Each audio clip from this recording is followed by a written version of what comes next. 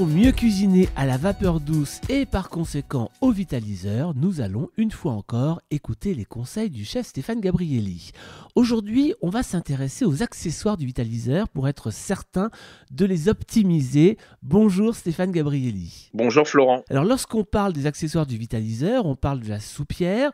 L'une est en inox, l'autre en céramique, mais on parle aussi du trio céramique et du duo céramique. Alors tout d'abord, parlons de la soupière. Est-ce qu'il y a une différence, ou du moins quelle est la différence entre la soupière inox et la soupière céramique? Alors la première chose pour moi qui a été flagrante quand j'ai reçu la soupière en céramique, c'est la conduction de la chaleur et la cuisson rapide qu'il y a dans la soupière en céramique. Donc plus que l'inox. Plus que l'inox. Ça veut dire quoi en cuisine finalement, tout ce que vous êtes en train de dire? Voilà, ça veut dire que l'inox, alors des gens ils vont vous dire l'inox conduit plus la chaleur que la céramique, ce qui est mathématiquement c'est vrai, mais en fait la soupière en inox permet d'être utilisée plus comme un bain-marie, c'est-à-dire pour faire maintenir quelque chose en température, comme la soupe, comme vos légumes, faire fondre du chocolat. Donc là, on a vraiment un maintien en température. La soupière en céramique permet de faire des cuissons dedans. On est vraiment performant au niveau de la cuisson. Donc du coup, qu'est-ce qu'on va faire dans l'inox et qu'est-ce qu'on va faire dans la céramique? Pas la même chose? Non, dans l'inox, vous allez maintenir quelque chose au chaud, vous allez faire fondre du chocolat. Bon, vous pouvez faire cuire des légumineuses, mais les temps de cuisson vont être un peu plus élevés. Voilà. En plus, il faut faire attention de ne pas porter l'eau à ébullition trop forte, parce que en fait, après, il y a trop de pression et vous allez avoir du mal à sortir votre soupière en inox de la cuve du vitaliseur. Donc, on est vraiment sur du frémissement pour du maintien en température et pour des cuissons, si vous voulez faire des dalles de lentilles, voilà, vous pouvez. Mais c'est vrai que c'est un peu plus long dans la cuisson. La soupière donc céramique, vous l'utilisez pour quoi, vous, Stéphane? Ah, moi, c'est une bombe atomique, cette soupière en céramique. Je sais pas qui c'est qui a eu l'idée, mais on pourra le remercier parce que en fait, voilà, je fais tout ce qui est les féculents, donc les riz, le quinoa. Ça, c'est génial. On fait aussi tout ce qui est cuisson, des gâteaux. On peut faire des clafoutis, salés ou sucrés.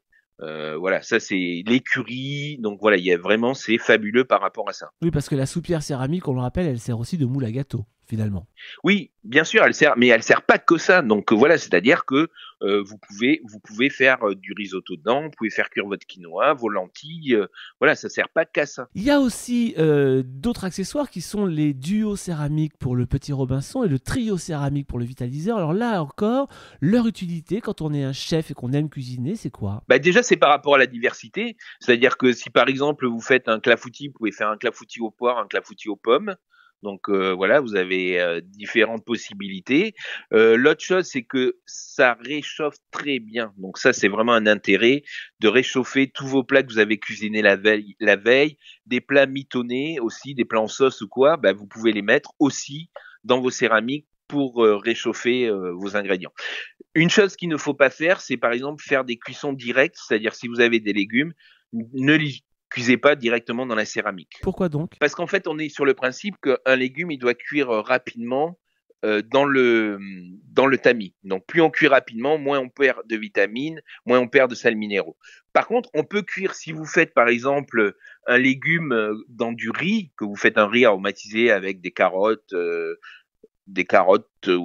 vous pouvez mettre vos légumes dans la soupière en céramique avec votre riz, avec votre bouillon, et tout va cuire ensemble, vos oignons, vous pouvez faire un curry, un dal, c'est fabuleux, cuire vos lentilles avec une garniture aromatique dans la soupière en céramique, ça c'est parfait. Est-ce qu'on a d'autres petits conseils à donner sur ces accessoires? Oui, moi je pense qu'il faut vraiment utiliser la soupière en céramique parce que quand vous avez fait un plat la veille ou quoi, c'est vraiment super intéressant de le remettre en température. Ça va très vite. En plus, on est sur 7-8 minutes et vous avez quelque chose de chaud et sain à manger. Eh bien écoutez, on vous retrouve avec les accessoires dans le magazine 95 degrés et aussi en librairie avec le plat gourmand Vapeur douce aux éditions Albin Michel. Merci beaucoup Stéphane Gabrielli. Merci Florent.